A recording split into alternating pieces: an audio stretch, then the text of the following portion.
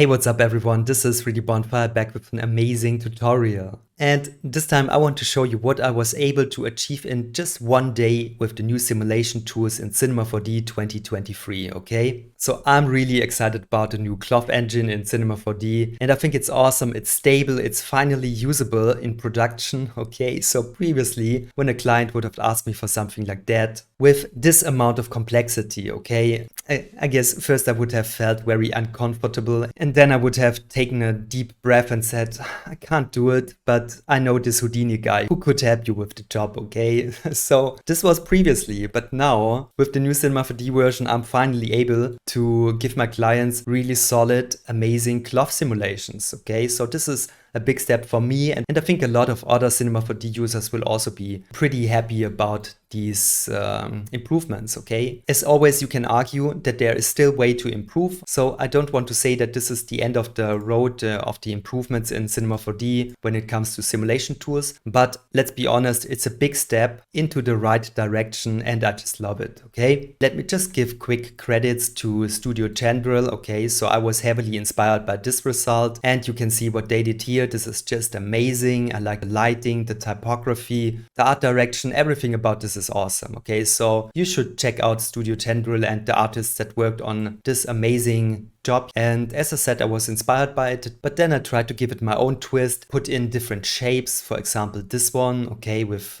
these rectangular shapes, and this one, and overall I went for a way more chaotic color scheme, but I mean it's up to your taste. And of course if you prefer something like this with all of the surface details in the texturing, okay, then maybe I can also show you how you can do stuff like that, okay? Alright, and now I think you want to see the animation in its full glory, and sadly the animation just didn't went through overnight, but I just wanted to show you at least a couple of frames, okay? So I rendered out every 20th frame here, okay? And then you can see this is how I started. So I just say to my cloth engine, hey, all of these crazy shapes, they should be cloth now, okay? And they should be pinned to this pole. And then the wind and the turbulence is kicking in and hopefully you will get something amazing, okay? I can at least show you the preview version here in black and white. The most important thing here is that the simulation is really stable and that you don't have penetrations all over the place where one ribbon is penetrating through the other one, but they all respect the positions of the other ones, okay? And everything is working in beautiful harmony. Okay, so this is what we will build today, and as always you will get a more in-depth version on my Patreon 3D Bonfire, okay? So this is the right place if you want more of the good stuff, and you can also follow me on Instagram. This is me, Marcus Gonza 3D, if you want to see my latest artworks. And if I would have one last wish free, then this would be that you support me on YouTube, ring the bell, subscribe to my channel, and now let's build something awesome.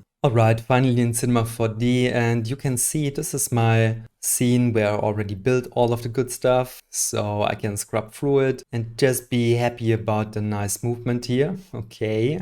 This is already cached, of course, so this is not real-time feedback, because at some point when you have a really dense resolution, and this is what you need if you want to have enough wrinkles and enough resolution in your cloth, then at some point you just have to cache it, okay? But anyway, I just wanted to show you the scene here, but of course we want to build a new scene, so let's just fire up a new scene and build it from scratch. And of course I will not push it as far as this one because this will take too long, but I will give you everything at your fingertips that you need to build something like that, okay? And then the more complex stuff, we will do that on my Patreon. But anyway, so I put the figure into my scene and I just use this for scale measurement, okay? So I just want to see how big is my scene, because when you work with simulations in Cinema 4D, and I think this will be the same in all of the 3D softwares out there, then you should build it to scale, or at least something that is reasonable. And for example, a flag, I would build this one, for example, with 6 meters width and 3 meters height. Okay, so this is a quite big flag, but something that seems to be reasonable in the size, okay? So of course you could also build something like this, but then just be sure that gravity, turbulence, and all of the forces, they will behave quite differently because this thing will be huge, okay? So I will just go back to something that seems to be a reasonable scaling for me, so something like that. And for now I will just keep this one in the background here, duplicate it, and I just want to see this one as a scaling reference, okay? So now we will build different stripes of cloth for our flag, and then we want to pin it to a pole or something like that, okay? And then we give it some turbulence, some wind, and then it will be awesome. Okay, so I just want to keep this really simple for now, and let's say these single stripes of cloth, they could be something like 20 in the height, and maybe, yeah, 600 is okay in the width. In the height segments, I want to just keep this one to 4 for now, and the width could be something like 50, okay? Later we can increase these values, but for now we just want to be fast and have fast iterations with the simulation to judge if it looks good, and then step by step we can increase the values. Okay, cool. So we have a plane here, just move it down a little bit, okay, and I hold down Alt to put it into a cloner. Okay, cool. And I want to clone it along an axis. I just want to clone it linear. Okay, the y-axis, this is good. I want to put this one to 20 or maybe 25. Okay, and give me just like 10 maybe, or even 12 of these stripes. Okay, this is looking good, and maybe we could already make this a bit more interesting.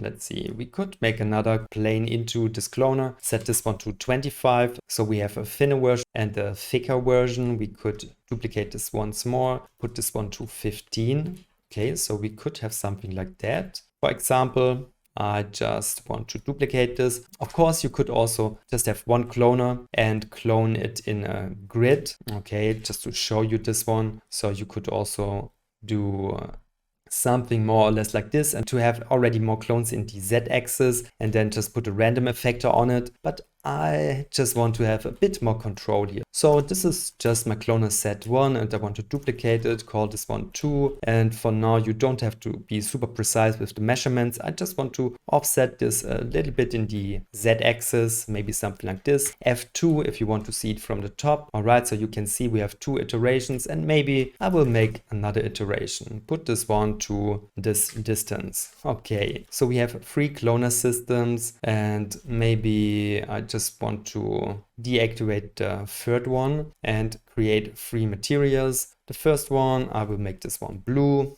Okay, then an orange tint and maybe a greenish tint. All right, so we have 3 materials. I just put this one on the first one. The second one is blue. Okay, so we can see this just a bit better. And then I want to go into these clones, and let's just say these ones are just 550. Okay, then I click on the cloner, move it back to have these ones more or less aligned back here. You don't have to be super precise. This is more or less okay.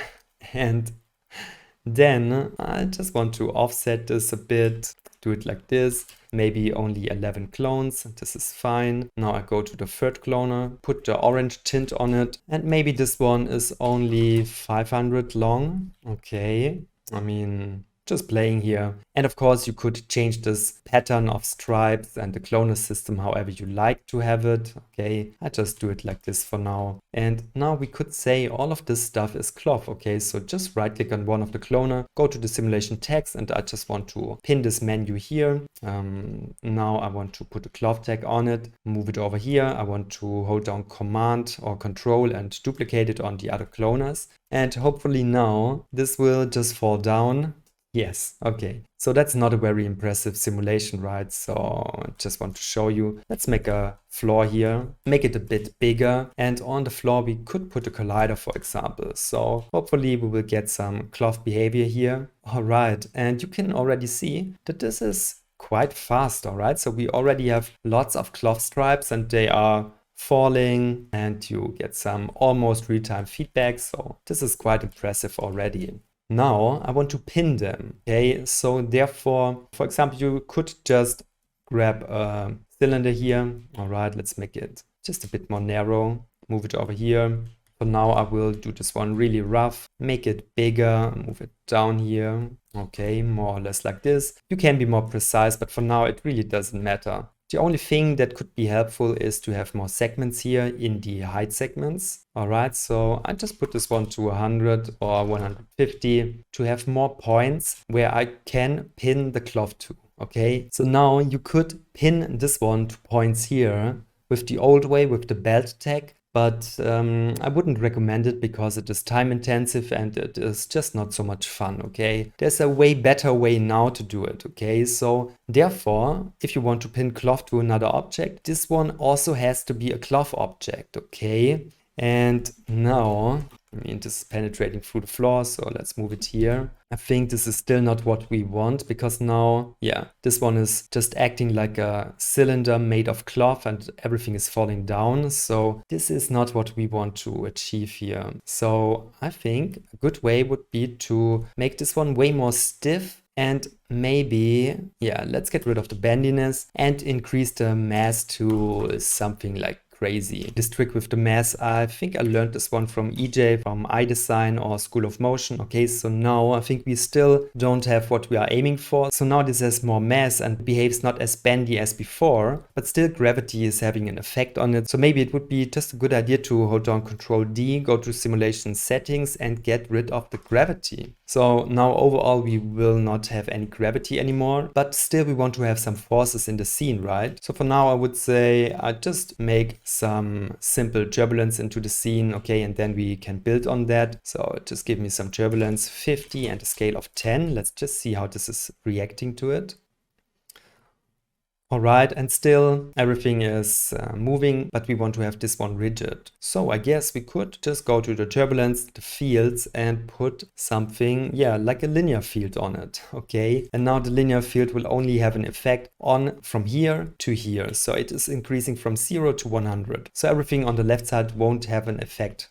Okay, so let's try this one more time. I'm a bit slow today, I'm sorry. I just tried to recreate what I did here. Okay, so now the pole is static. Okay, I think still we can go to the pole and increase this one to something really high. And now it is time to pin this stuff. As I said, both of these objects that will be connected, they need to be cloth. So the cylinder is also a cloth object, but we made it really rigid and gave it a lot of mass. And now we don't want to use a cloth belt, but we want to use a connector object here. All right, and I have to test this. I hope it works with parametric objects already. So let's just see this. So this one needs to have a search radius around it, and it will see the other cloth elements inside of this radius, of course. Okay, so let's try this with 10 created. All right, so this is awesome because I was a bit afraid that this will not work with parametric objects, but it is just awesome that you don't have to make these ones editable and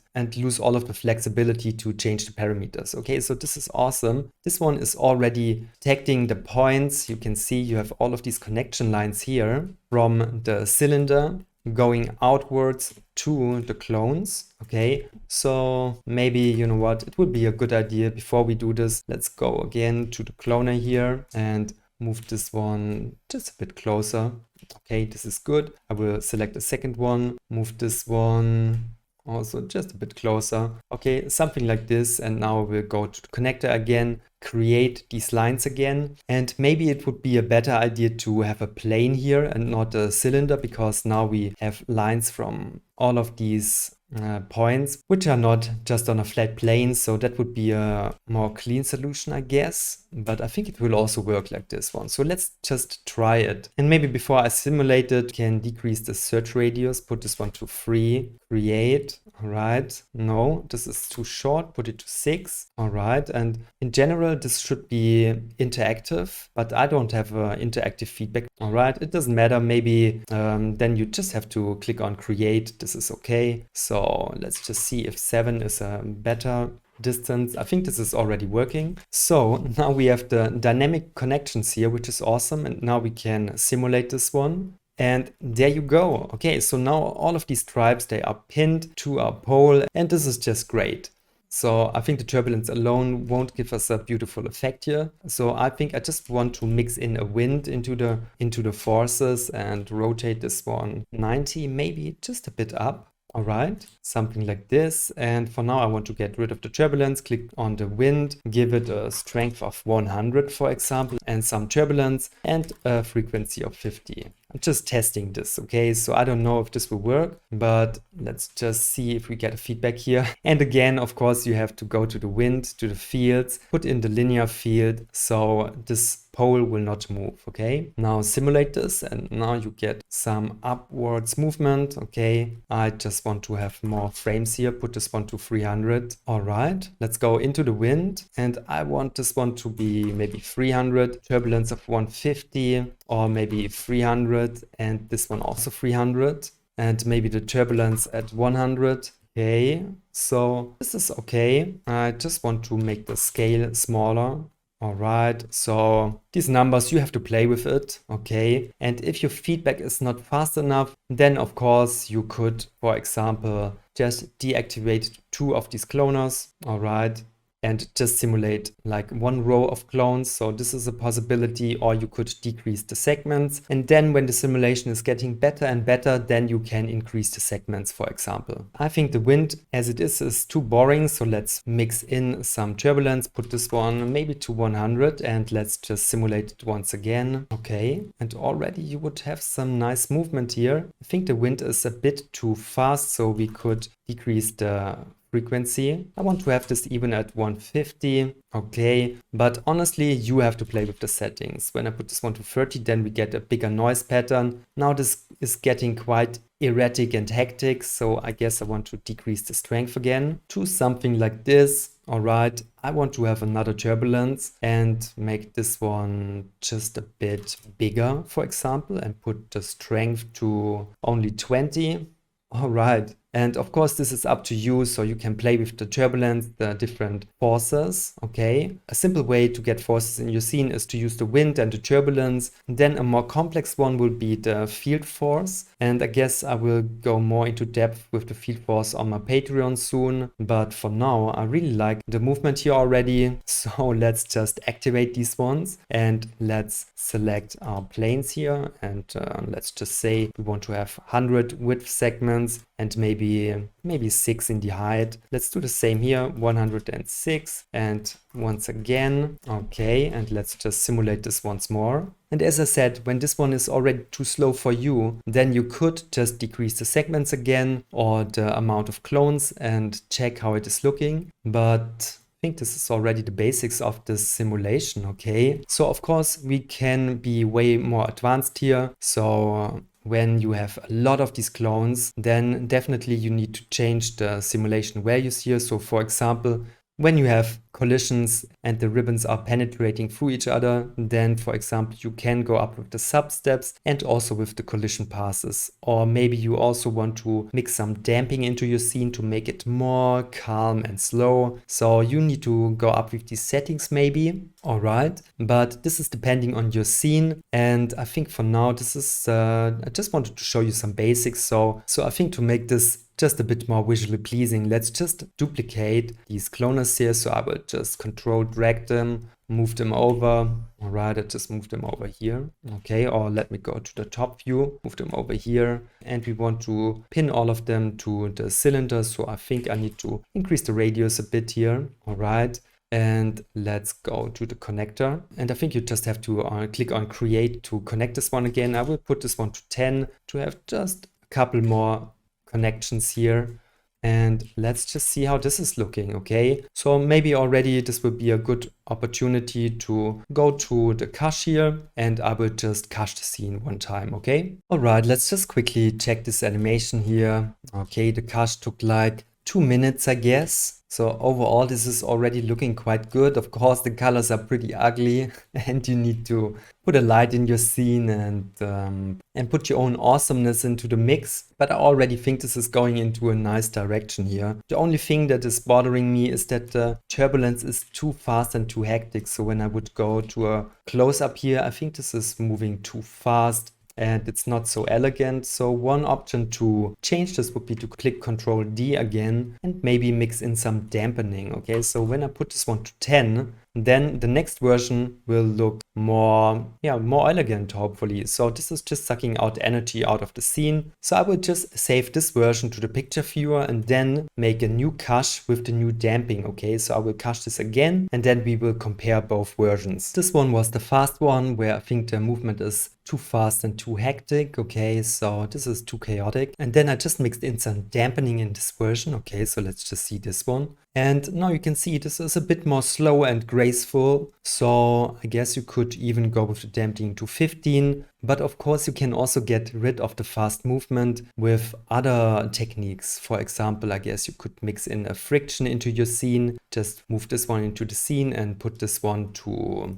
Yeah, I mean, you have to test this one. So this would be an option. But of course, you could also go into your forces and just reduce the strength maybe. So anyway, you can already see that we have some pretty nice complexity. Okay, so to make this one more interesting, I would say you can just increase the amount of your clones. Okay, so right now this is still not so much. Okay, so maybe we do one last version here where I just duplicate these ones once more. Okay, so let me just select the whole package here. And as you can see, I put all of my cloners already into a null object and put them into a cloth surface, because just if you were wondering, the cloth surface is giving us a thickness. Okay, so this was previously without thickness and now the cloth is making this one thicker. All right, but just to end this tutorial here with something that looks a bit more impressive, I will duplicate these cloner sets one more time and I will connect these once again. So we have a lot of connections here and I think I just want to simulate this one more time. Okay, so I guess I just want to clear the scene cache and cache this one last time here. All right, and the next caching is done. I think this one already took like 4 to 5 minutes. I'm not sure about it. And now you can see we already achieved something with quite a reasonable complexity. Okay, of course, this is still not where you should stop with this technique, because overall I think the movement of the wind is a bit too linear. Okay, so you just have this direction here and I think you should mix more of the different turbulences into the mix, maybe even use a field force, but